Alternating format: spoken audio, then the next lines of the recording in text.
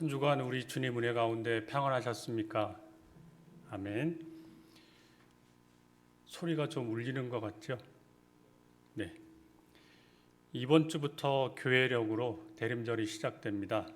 대림절은 이 땅에 오신 주님 탄생을 기쁨으로 준비하고 다시 오실 주님을 고대하며 성탄을 준비하는 절기입니다. 이 절기에 맞춰서 원래 이제 주님을 기다리는 이 보라색으로 바뀌는 제 것까지는 챙겼는데 강단에 있는 요거는 챙기지 못했는데 제가 일부 예배 마치고 바꾸도록 할 테니까 일부에 오신 성도님께서는 양해를 부탁드리고 이것이 마치 보라색으로 보인다고 생각하시고 예배드려 주시면 감사하겠습니다. 교회 전통에 따라 대림절 매 주일마다 촛불을 하나씩 켭니다. 초를 켤 때마다 예배드리시는 성도님들 마음에도 주님 고대하는 마음이 더 새로워지기를 소망합니다.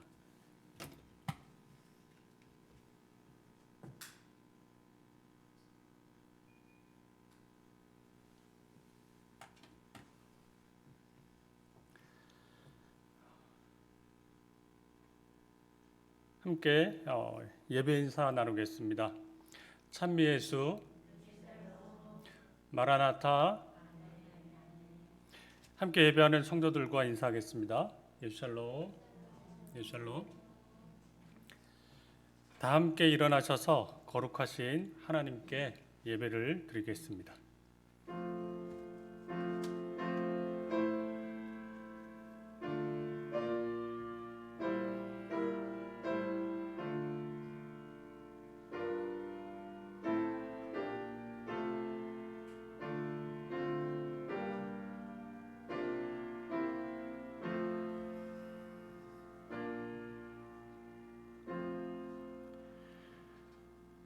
오라 너희 모든 목마른 자들아 물로 나아오라. 돈 없는 자도 오라. 너희는 와서 사 먹되 돈 없이 값 없이 와서 포도주와 젖을 사라. 아멘.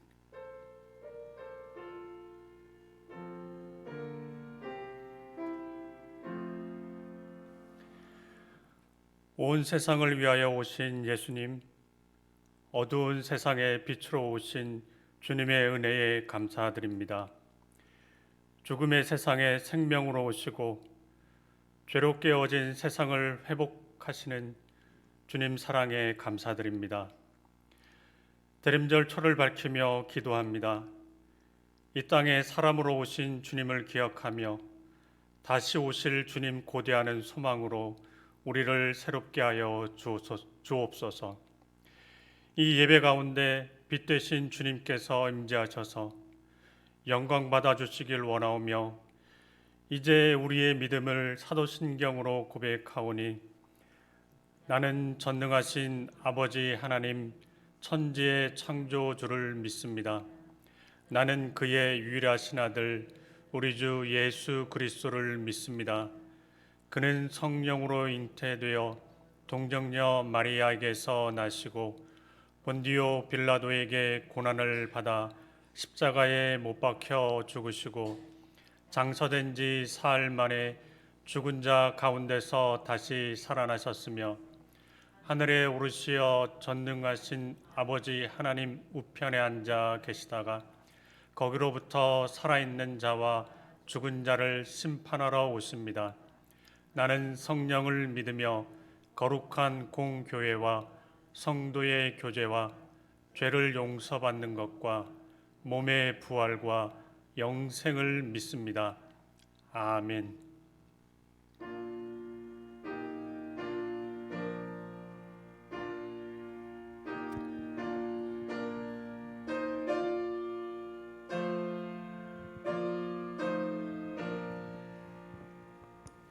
이 천지가 만물들아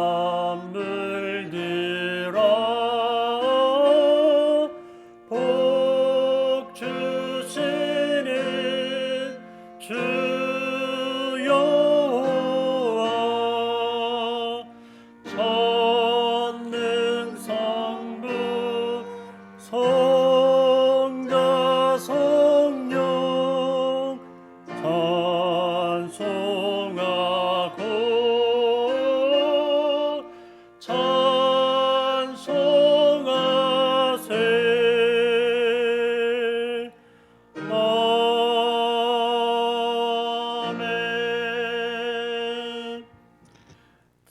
함께 앉으셔서 교독문 115번 교독하시겠습니다. 교독문 115번입니다.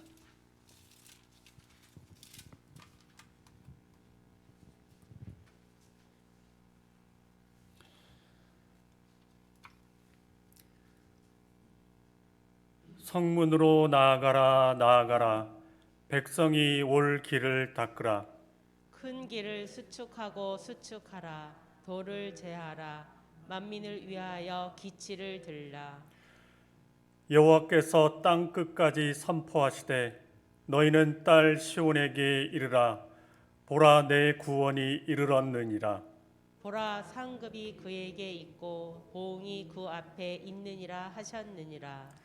사람들이 너를 일컬어 거룩한 백성이라, 여호와께서 구속하신 자라 하겠고, 또 너를 일컬어 찾은 바 된 자요 버림받지 아니한 성읍이라 하리라. 선지자 이사야의 책에 쓴 바 광야에서 외치는 자의 소리가 있어 이르되, 너희는 주의 길을 준비하라. 그의 오실 길을 곧게 하라. 모든 골짜기가 메워지고 모든 산과 작은 산이 낮아지고 굽은 것이 곧아지고 험한 길이 평탄하여질 것이요 모든 육체가 하나님의 구원하심을 보리라 함과 같으니라. 아멘.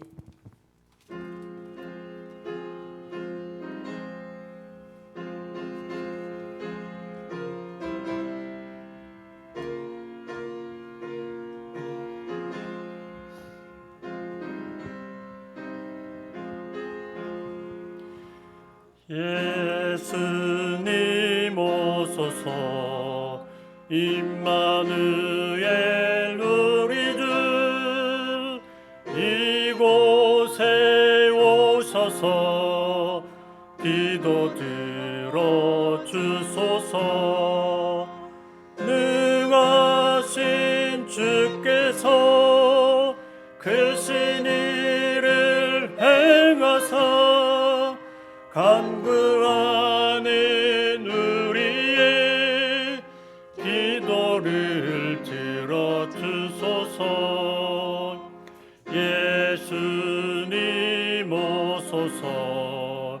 임마누엘 우리 주 보좌를 떠나서 사람 몸을 입었네. 높은 자 낮추고 비천한 자 높였네. 만민 위에 오셔서 사슬을 풀어주소서.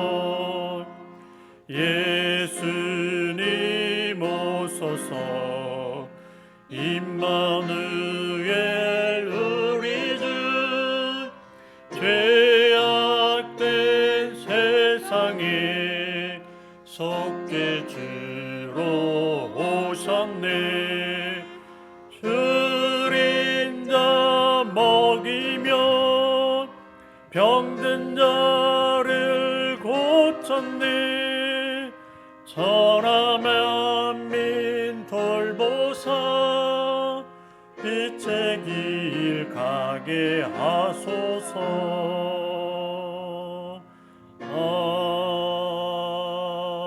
아멘.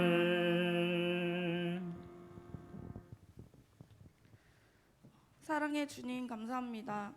오늘 복된 주일을 허락하시고 주께 나와 예배할 수 있게 하심을 감사드립니다.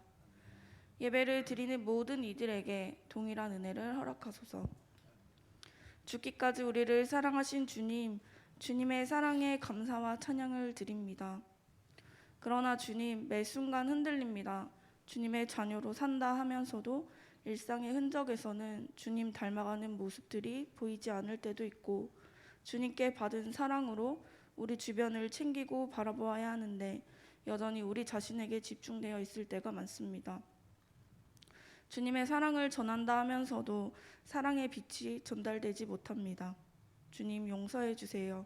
여전히 주님보다 나의 것을 집중하고 사랑하려 했던 이기심을 용서해 주시고 주님의 눈과 마음을 닮아 살아가고 싶습니다. 아버지, 대림절을 지나며 한 해를 되돌아봅니다. 많은 은혜를 허락해 주셨습니다. 새로운 이대 담임 목사님을 보내주셨고 기도하게 하셨습니다. 주님, 우리가 교회를 위하여 기도할 수 있게 해주소서. 우리가 부름받은 사랑숨결교회를 더욱 사랑하게 해주셔서 기쁨의 섬김이, 자원하는 마음이, 기도하고 함께하고자 하는 풍성함을 각 성도마다 부어주소서. 우리가 동일한 마음으로 서로를 존귀히 대하고 사랑하는 공동체가 되게 해주소서. 주님, 건강의 회복이 필요하신 분들, 질고 중에 계신 분들, 출산을 앞두고 있는 성도님, 또한 말할 수 없는 탄식으로 고통 중에 있는 모든 이들에게 찾아가 주셔서 주님께서 주시는 온전한 평안을 누림으로 주님과 더욱 긴밀하게 되어지도록 도우소서. 주님, 오늘 우리가 말씀을 듣고자 합니다. 말씀 전하시는 목사님께 능력과 지혜를 주셔서 주님의 말씀을 잘 전하실 수 있도록 더욱 힘주소서. 감사드리며 이 모든 기도 우리 구주 예수님의 이름으로 기도드립니다.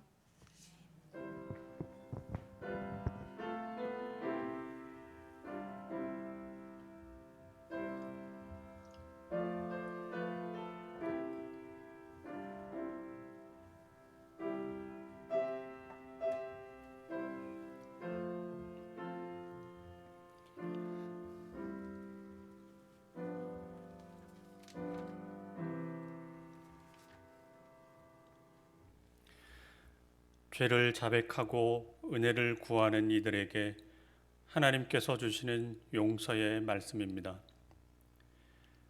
그가 우리를 흑암의 권세에서 건져내사 그의 사랑의 아들의 나라로 옮기셨으니 그 아들 안에서 우리가 속량 곧 죄 사함을 얻었도다. 그러므로 이제 그리스도 예수 안에 있는 자에게는 결코 정죄함이 없나니. 아멘.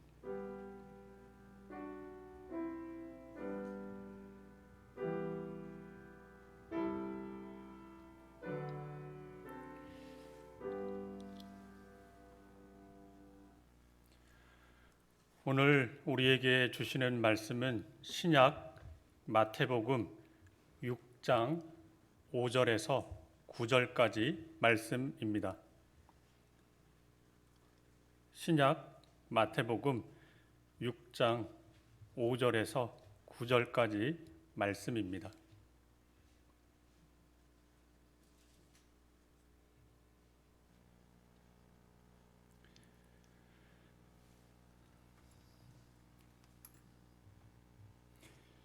이 계시의 말씀을 읽으실 때에 살아계신 하나님의 음성을 들으시기를 바랍니다.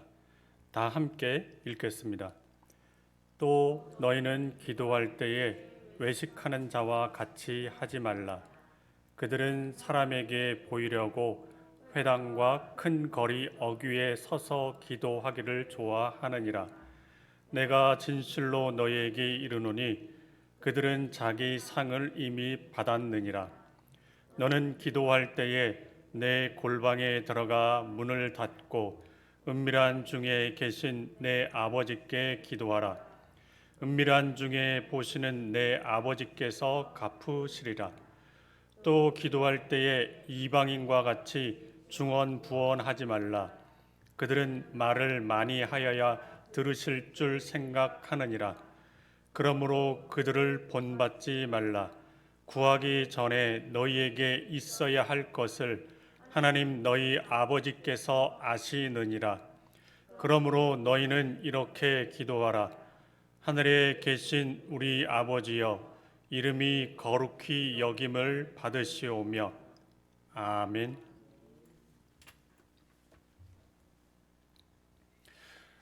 성도 여러분, 기도하면 떠오르는 기억들이 있으십니까?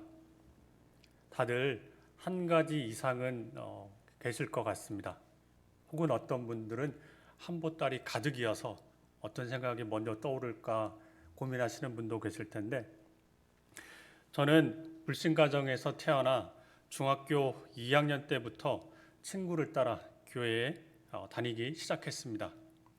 기도에 대한 제 기억은 저희 집 맞은편에 성당이 있었는데 그 옛날에는 성당에 새벽에 종을 쳤습니다. 그래서 성당 종소리에 깨어나서 성당에 가지는 않고 교회 새벽 기도에 나갔던 기억이 있고요. 또 교회 어른들을 따라 밤에 산기도에 나가서 나무 뿌리는 뽑지 못하고 저희 모교회 목사님께 등에 안찰 받으며 나무 기둥 붙잡고 열심히 기도했던 기억들이 있습니다.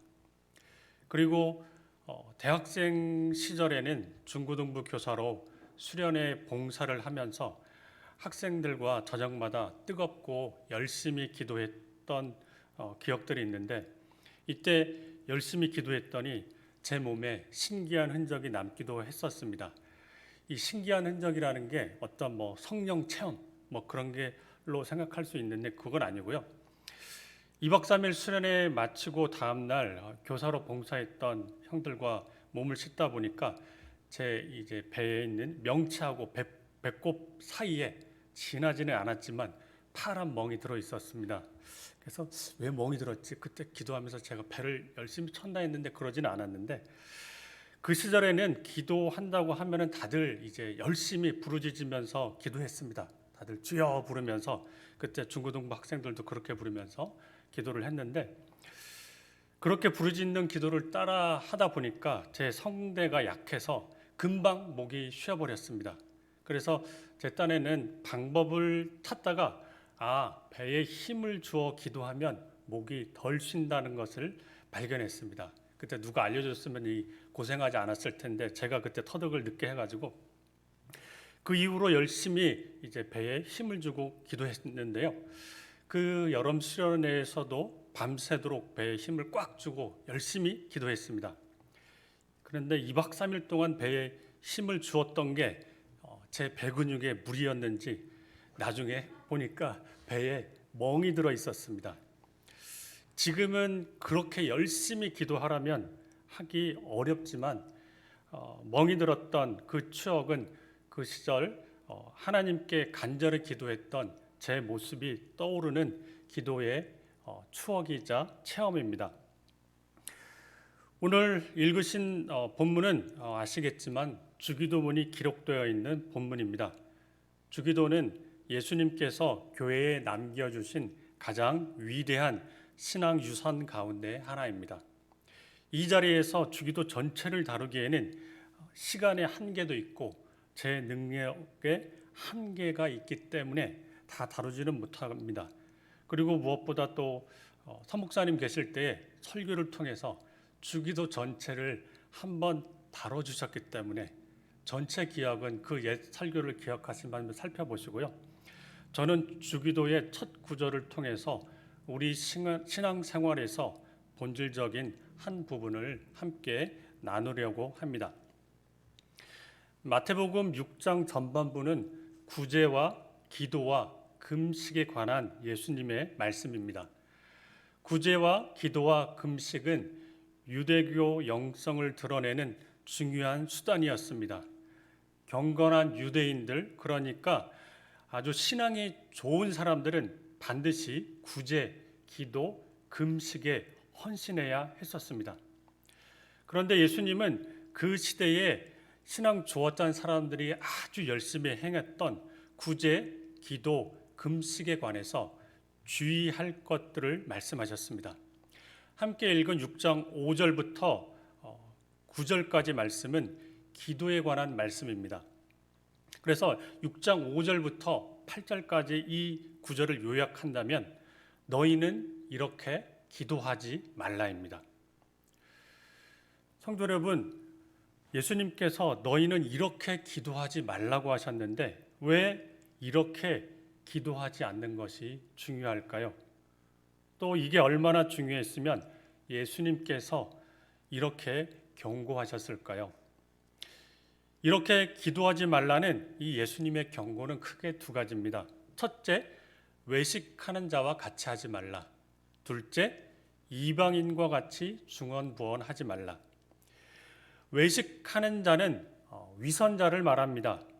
예수님 당시 유대인들은 기도할 때 하늘을 향해서 이렇게 두 손을 펼친다 이 자세로 기도하기를 즐겨했습니다. 그래서 이들은 사람에게 보이려고 회당과 큰 거리 어귀에 서서 기도하기를 좋아했습니다. 이들은 이렇게 공개적인 장소에서 기도하는 것을 즐겨했습니다. 예수님께서 이렇게 기도하지 말라고 하신 이유는 이들이 공개적인 장소에서 기도하기 때문이 아닙니다. 바로 기도의 동기 때문에 그렇습니다. 그들의 기도 동기가 사람들에게 보이려고 했기 때문입니다. 그러니까 기도를 통해서 자기 의로움을 드러내고 영적이고 거룩한 사람으로 보여서 주변 사람들의 관심과 존경을 받으려고 했습니다. 이런 사람들의 모습은 마치 무대에서 연기를 펼치는 연기자 같습니다. 그렇기 때문에 예수님은 이렇게 기도하지 말라고 말씀하십니다. 위선자의 기도는 기도의 초점이 잘못되었기에 기도의 목적지에서는 완전히 벗어나게 되고 결국 자기 영광을 구하는 자기 자신만 남게 됩니다. 그렇지만 우리 기독교가 말하는 기도는 그렇지 않습니다. 기도에 대한 정의는 아주 수없이 많지만 가장 한 구절로 짧게 요약한다면 이렇게 말할 수 있습니다. 기도는 하나님과 만남이고 사귐입니다. 기도의 초점은 바로 나와 하나님과의 사귐입니다. 다시겠지만 사랑의 사귐을 나누는 부부는 얼굴 생김새가 전혀 다르게 보여도 어떻습니까? 왠지 모르게 닮아 있습니다. 우리 부부 한 가정에 참석하셨는데 얼굴이 왠지 모르게 저 멀리서 같아 보이십니다. 아마도 서로 깊은 사랑을 나누시는 것 같습니다. 그렇죠? 이처럼 우리와 하나님 안에서 일어나는 사귐의 기도는 우리의 전 존재를 점점 더 하나님을 닮아가게 이끌어갑니다. 그렇지만 위선자의 기도는 자기에게 깊이 빠져 하나님은 부재하고 자기 자신만 남아있게 됩니다. 그렇기 때문에 기도를 열심히 했지만 자기 변화가 절대 일어나지 않습니다. 또한 예수님께서 이방인과 같이 중언부언하지 말라고 하셨습니다. 중언부언은 아무 의미 없는 빈 말을 말합니다. 당시 이방인들과 유대인들에게는 기도하는 시간이 오래면 오래일수록 하나님께 원하는 것을 받을 수 있다는 의식이 깔려 있었다고 합니다. 특히 이방인들은 자신들이 믿는 수많은 신들의 이 리스트를 많이 갖고 있어서 기도 시간마다 이 신들의 이름을 계속 불렀답니다. 그러면서 어쩌다가 자기 상황에 맞는 그 신이 그 기도를 들어줄 수 있다는 가능성 때문에 그 신들의 이름을 계속 부르면서 기도했다고도 합니다. 그런데 어쨌든 이렇게 할 말은 그렇게 없는데 오래 버티려면 어떻습니까? 당연히 아무 의미 없는 빈말을 계속할 수밖에 없습니다. 이런 대표적인 기도가 열왕기상 18장에 나옵니다. 열왕기상 18장에서 엘리야 선지자와 바알 선지자들은 각각 제단을 쌓고 나무 더미를 준비한 다음에 각자 자기가 섬기는 신에게 기도하여 어느 신이 이 나무 더미에 불을 내리는지 겨루어 보기로 합니다. 기도에 응답하여 불을 내리는 신이 참신이라는 것입니다. 그래서 바알 선지자들부터 먼저 아침부터 낮까지 바알의 이름을 불러 바알이여 바알이여 우리에게 응답하소서라고 계속 기도했습니다. 성경의 기록을 보니까 아마 6시간 이상 간절히 기도했던 것 같은데 이들은 응답이 없자 자신들의 몸을 칼과 창으로 상하게 하면서 기도합니다. 그들은 이렇게 자해를 하면서 그들의 신에게 기도 응답을 구하면서 이렇게 나아갔는데요. 이 기도 또한 초점이 그릇되었습니다. 기도를 들으시는 하나님이 어떤 분이신지 이들은 알지 못했습니다. 이방인들은 자신들이 믿는 우상의 기분을 잘 맞춰서 자신들이 원하는 것을 얻으려고 아무 의미 없는 빈말들을 반복하며 거듭 기도했습니다. 어떤 의미에서 본다면 이들의 기도는 하나님을 조종하려는, 자신의 신들을 조종하려는 기도였습니다. 이 말씀을 살피면서 우리의 기도 생활은 어떻습니까?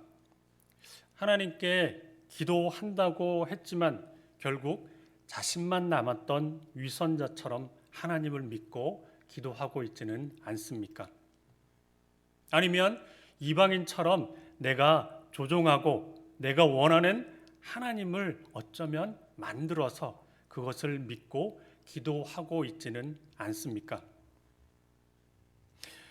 이 모든 것들은 하나님이 아니라 엄밀히 말한다면 우상입니다. 이런 하나님은 나를 편하게 해줄지는 모르지만은 나를 변하게 하지 못합니다. 내가 만든 우상은 나에게 의미 있을지는 모르나 다른 사람들에게는 아무 매력이 없습니다. 그렇기 때문에 지금 시대를 살아가는 그리스도인들이 어떤 의미에서 본다면 매력 없는 삶을 살아가는 건 아닌지 모르겠습니다. 그러나 하나님은 때로 나를 위로해 줄 수는 있을지 몰라도 나를 구원해 주지는 못합니다. 이 시간 말씀을 통해 우리의 믿음의 여정을 다시 살펴보시길 원합니다. 저도 설교 말씀을 준비하면서 말씀에 비춰 제 자신을 살피고 돌아보며 그동안 신앙 여정을 어떻게 살아왔는지 두려운 마음으로 살피는 시간들이 있었습니다. 대림절 기간 주님을 고대하며 자신을 살피고 성찰하는 복된 시간 있으시기를 소망합니다. 그렇다면 예수님이 말씀하신 예수님이 원하는 기도, 오늘 본문의 표현을 따른다면 너희는 이렇게 기도하라 말씀하셨는데, 이렇게 기도하라는 것은 어떻게 하는 기도일까요? 이 주님이 가르쳐 주신 기도, 주기도의 시작을 보면은 하늘의 계신으로 시작합니다. 당시 유대인들의 세계관에는 하늘이 세 개 있었습니다. 첫 번째 하늘은 새들이 날아다니는 하늘입니다. 그리고 두 번째 하늘은 해와 달과 별들이 떠 있는 하늘입니다. 그리고 세 번째 하늘은 하나님이 거하신다고 생각하는 하늘이었습니다. 그래서 사도 바울이 고린도 후서에서 자신이 셋째 하늘에 이끌려 갔다고 말하는데 이 셋째 하늘이 바로 하나님이 거하시는 하늘입니다. 하늘에 계신 하나님이라는 말씀은 이처럼 새들이 날아다니는 하늘도 아니고 수많은 별들과 해들이 운행하는 우주의 영역을 말하는 것도 아닙니다. 하나님이 계신 하늘은 이 모든 것을 포함하면서도 그 모든 것을 넘어서는 하나님만의 영역을 말합니다. 그래서 이 하늘은 창조주 하나님의 영원성과 절대성을 가리킵니다. 이사야 41장이 이것을 잘 보여주고 있는데요. 이사야서 41장 12절입니다. 누가 손바닥으로 바닷물을 헤아렸으며 뼘으로 하늘을 쟀으며 땅에 티끌을 되에 담아 보았으며 접시 저울로 산들을 막대 저울로 언덕들을 달아 보았으랴. 또 이사야 41장 26절입니다. 이 화면에 보이시면은 같이 한번 읽어보겠습니다. 너희는 눈을 높이 들어 누가 이 모든 것을 창조하였나 보라. 주께서는 수요대로 만상을 이끌어내시고 그들의 모든 이름을 부르시나니 그의 권세가 크고 그의 능력이 강함으로 하나도 빠짐이 없느니라. 아멘. 하늘에 계신 하나님이라는 표현으로 이 시작하는 것은 바로 우리 영혼을 일깨우며 경외감을 갖고 우리가 정말 상상할 수 없는 창조주의자 절대자이신 하나님을 향하여 우리가 나아가게 합니다. 우리는 어떻습니까? 우리는 땅에 있고 하나님은 하늘에 계십니다. 그러므로 우리는 주기도를 시작하면 이렇게 하늘에 계신 하나님이라는 고백을 하게 되면 어떻습니까? 겸손하게 은혜를 구하는 마음으로 하나님께 나아갈 수밖에 없습니다. 그런데 하늘에 계신 다음에 나오는 단어가 있습니다. 그게 성경을 보시면 9절에 나와 있는데 뭐라고 나와 있습니까?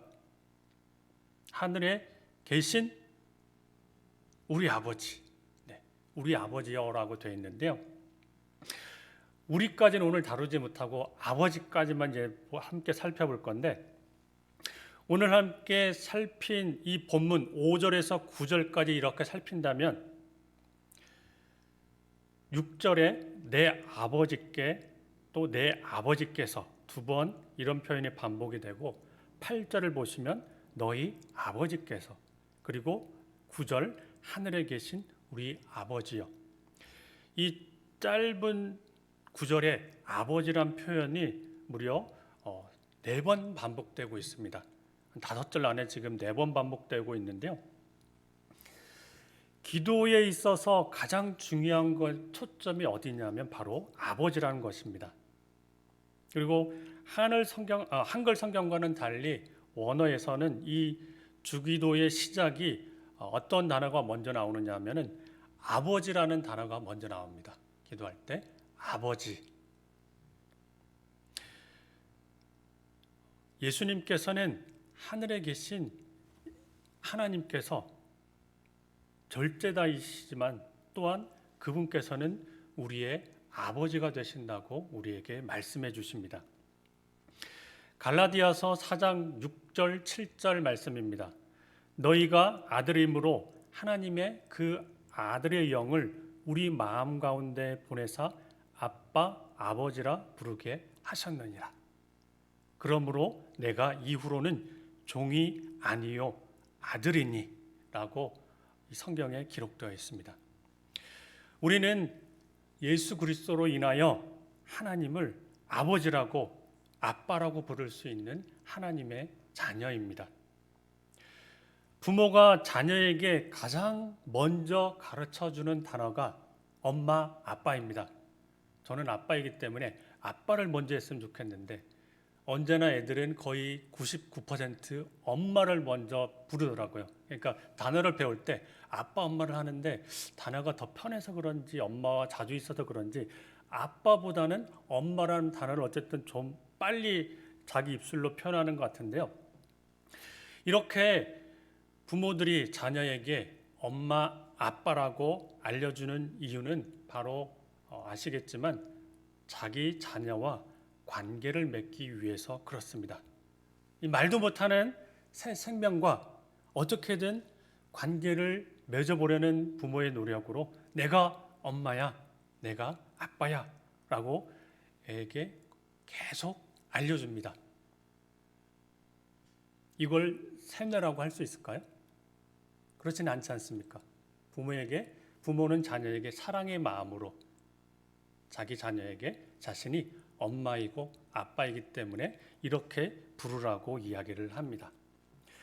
우리가 하나님을 만날 때도 아버지 하며 하나님을 부르고 찾는 건 우리가 하나님의 딸과 아들로 하나님을 만나고 사랑을 나누며 교제하기 위해서입니다.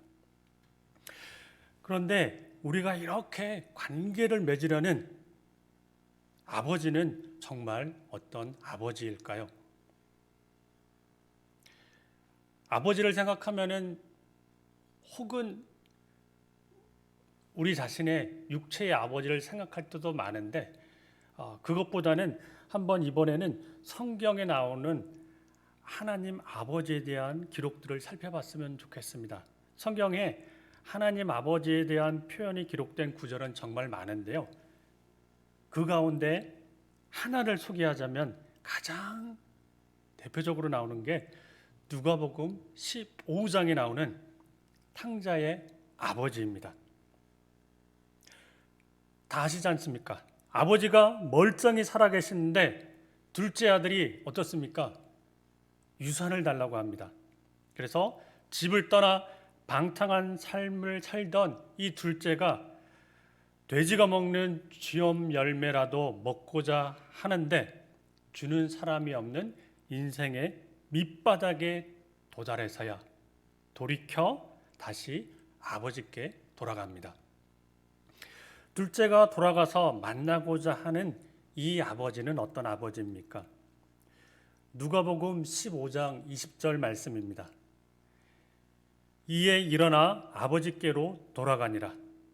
아직도 거리가 먼데 아버지가 그를 보고 측은히 여겨 달려가 목을 안고 입을 맞추니. 이 아버지가 보여주는 모습은 지금의 아버지와 어머니에 비교해도 너무 파격적입니다. 이런 아들이 돌아오면 여러분들은 어떻게 하시겠습니까?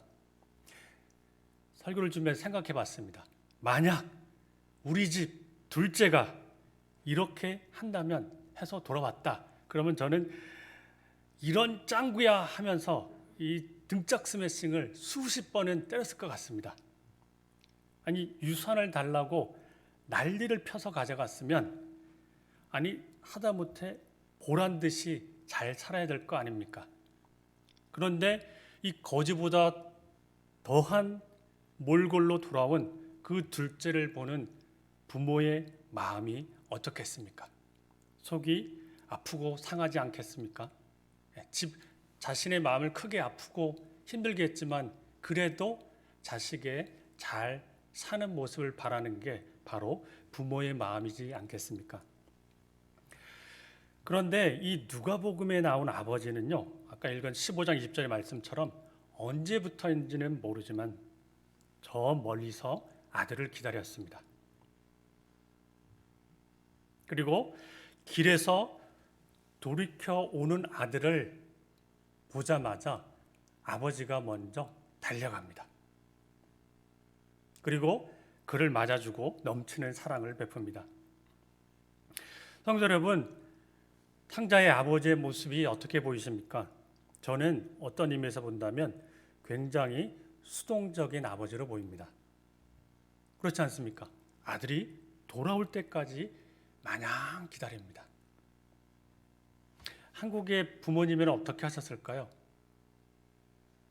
누군가라도 보내서 어떻게 사는지 한번 알아보려고 노력했을 겁니다. 분명히. 저라도 그랬을 것 같은데 이 아버지는 그냥 할 일 없이 동네 어귀에서 아들을 기다립니다. 마치 돌아오기 전까지는 이 아버지가 할 수 있는 게 아무것도 없는 것처럼 보입니다.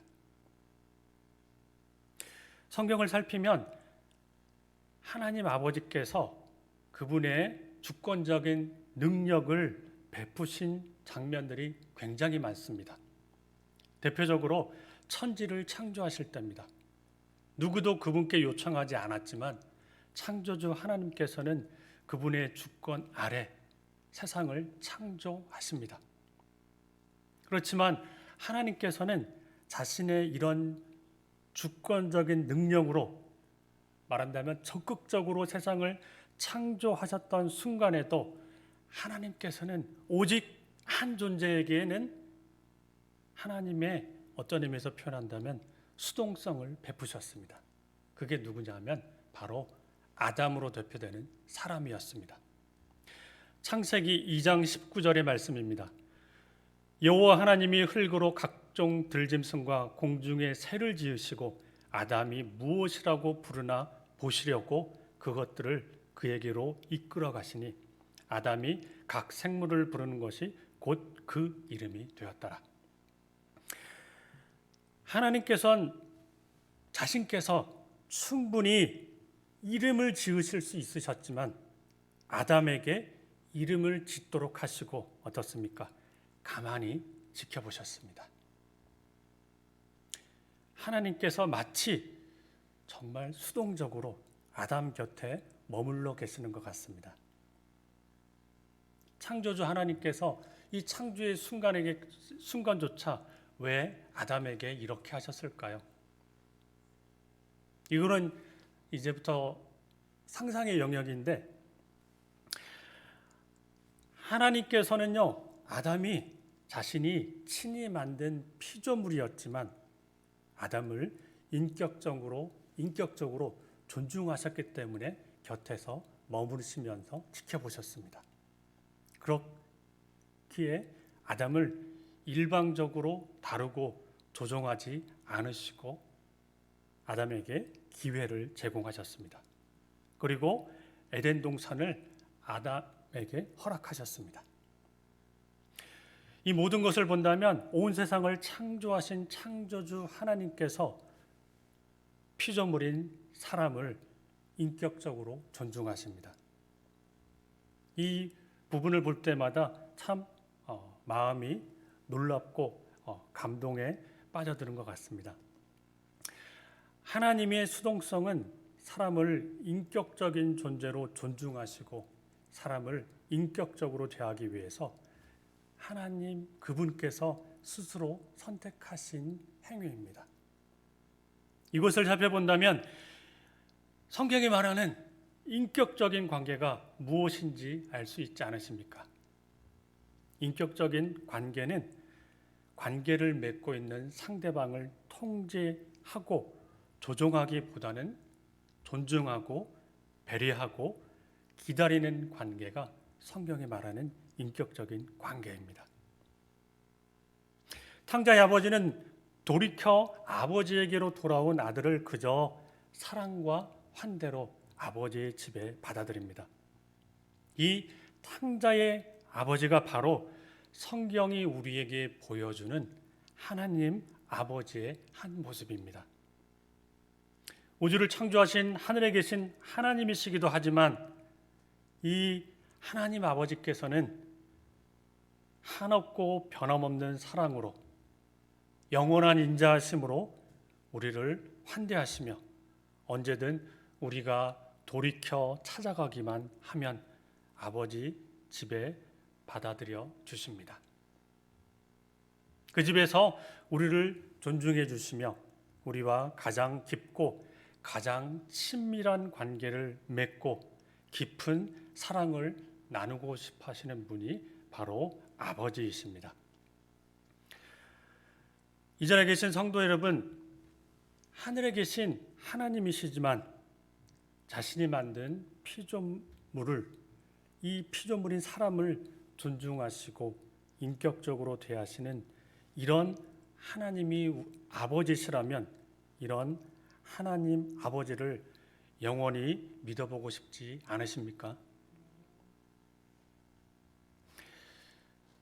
이 자리에 앉아 계신 모든 분들이 우리를 영원토록 사랑하시며 우리를 그 사랑의 집으로 초청하시는 아버지 집에 거하며 그 가운데에 하나님이 넘치는 사랑과 은혜를 주님 나라 갈 때까지 평생 누리시는 복된 은혜 받으시기를 주님의 이름으로 축원합니다.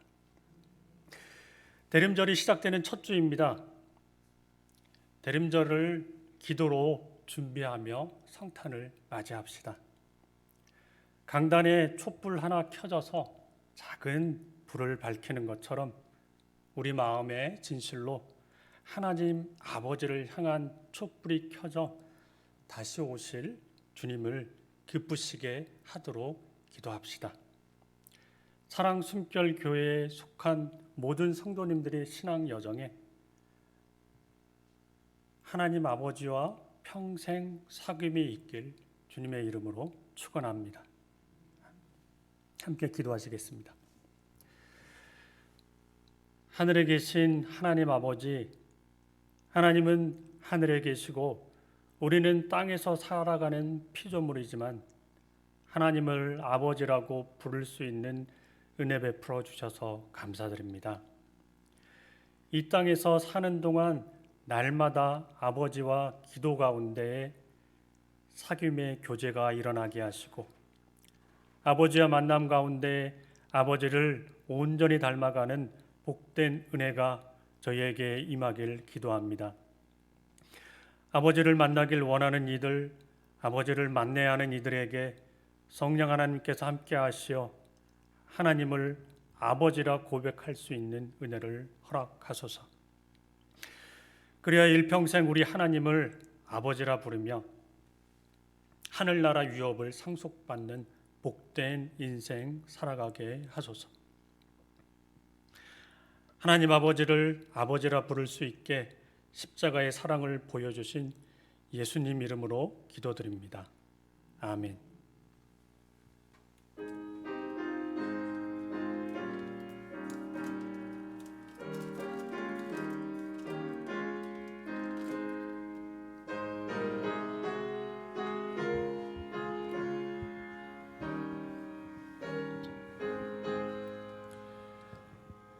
어두운 데는 밝히사 진리를 보게 하소서. 진리의 열쇠 내게 주사 참빛을 찾게 하소서. 깊으신 뜻을 알고자 엎드려 기다리오니 내 눈을 뜨게 하소서. 성령이여 막혀진 내 귀 여시사 주님의 귀한 음성을 이 귀로 밝히 들을 때에 내 기쁨 한량 얻겠네. 깊으신 뜻을 알고자 엎드려 기다리오니 내 귀를 열어 주소서. 성령이여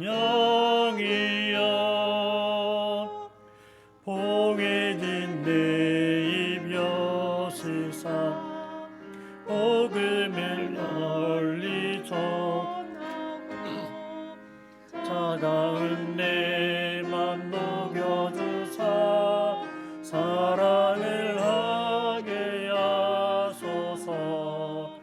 깊으신 뜻을 알고자 엎드려 기다리오니 내 입을 열어주소서. 성령이여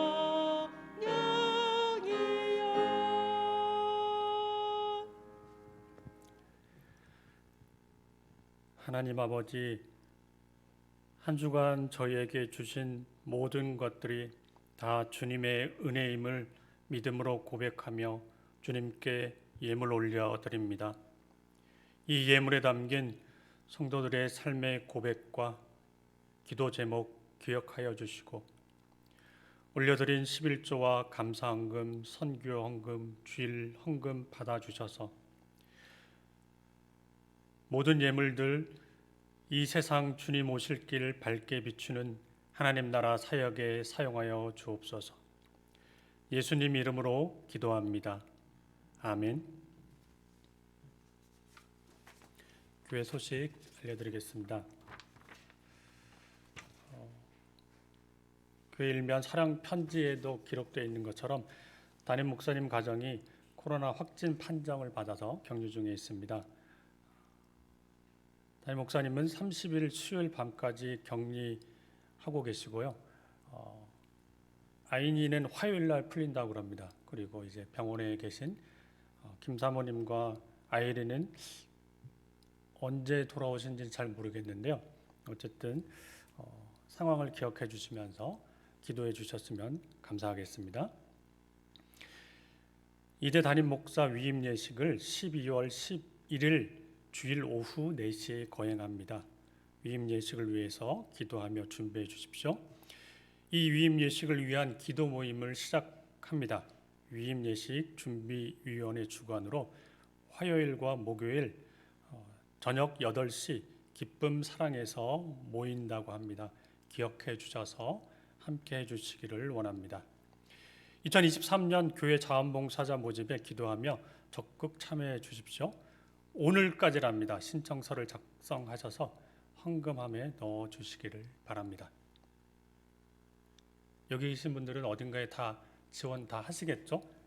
해 주십시오. 안 그러면 담임 목사님이 아마 다시 전화가 갈지 모릅니다. 그래서 자원하는 마음으로, 또 목사님 돕는 마음으로, 또 교회를 함께 세운다는 마음으로 함께 동참해 주셨으면 좋겠습니다. 교회에서 예산 지원을 받는 부서들 기억해 주셔서 결산과 2023년 예산안 다음 주까지 예산위원회에 계신 분들에게 꼭 넘겨주시면 감사하겠습니다. 그 외에 기도 제목 잘 보시고요. 성령의 코이노니아에 보시면은 두 번째 기도 제목 꼭 기억해 주셔서 전임 사역자 청빙을 위해서 함께 기도해 주셔야 될 시간입니다.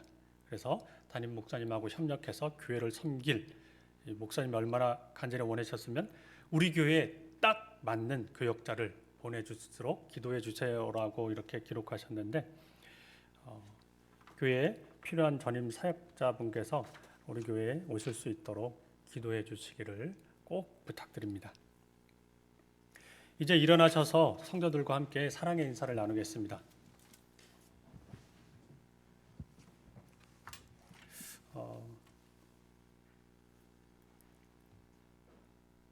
이 시간에 어떻게 할까 고민을 하다가요. 어쨌든 우리가 먼저 제가 또 오랜만에 사다 보니까 좀 왔다 갔다 하는데 예배 성도 다시 한번 좀 인사하시겠습니까? 주변을 보시면서 기쁨으로 사랑의 인사를 나누셨으면 좋겠습니다.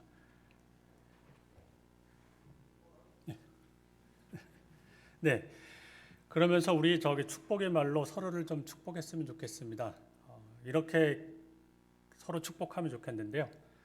사귐의 교제가 있으세요라고 서로를 축복하며 같이 인사하도록 하겠습니다. 사귐의 교제가 있으세요. 사귐의 교제가 있으세요.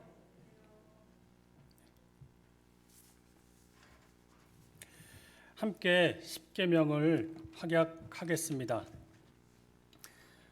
하나님이 이 모든 말씀으로 말씀하여 이르시되 나는 너를 애굽 땅 종 되었던 집에서 인도하여 낸 내 하나님 여호와니라. 제 1은 너는 나 외에는 다른 신들을 내게 두지 말라. 제 2는 너를 위하여 새긴 우상을 만들지 말고 그것들을 섬기지 말라. 제 3은 너는 내 하나님 여호와의 이름을 망령되게 부르지 말라. 제 4는 안식일을 기억하여 거룩하게 지키라. 제 5는 내 부모를 공경하라. 제 6은 살인하지 말라. 제 7은 간음하지 말라. 제 8은 도둑질하지 말라. 제 9는 내 이웃에 대하여 거짓 증거하지 말라. 제 10은 내 이웃의 집을 탐내지 말라. 다 함께 예수께서 이르시되 내 마음을 다하고 목숨을 다하고 뜻을 다하여 주 너의 하나님을 사랑하라 하였으니 이것이 크고 첫째 되는 계명이요 둘째도 그와 같으니 내 이웃을 내 자신같이 사랑하라 하셨으니 이 두 계명이 온 율법과 선지자의 강령이니라. 아멘.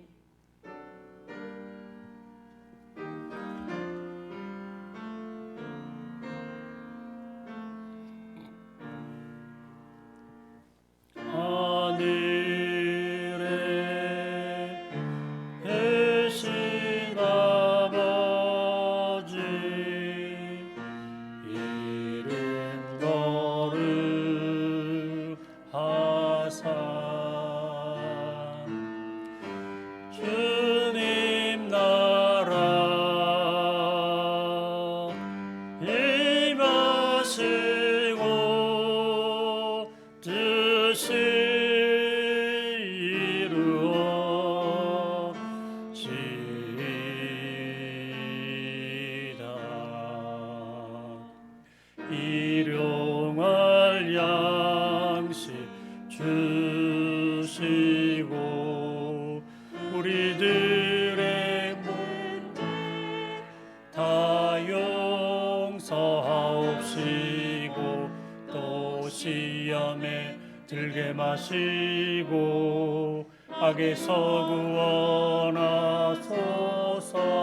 대개 주의 나라 주의 권세 주의 영광 영원히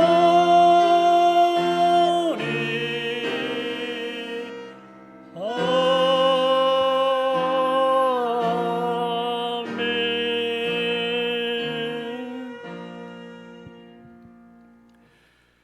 우리 주 예수 그리스도의 은혜와 하나님 아버지의 한없는 사랑과 성령 하나님의 교통케 하심이 하늘에 계신 하나님 아버지를 만나 아버지와 복된 사귐의 교제를 누리기 원하는 모든 성도들 위해 이제로부터 영원토록 함께 하시기를 축원하옵나이다. 아멘.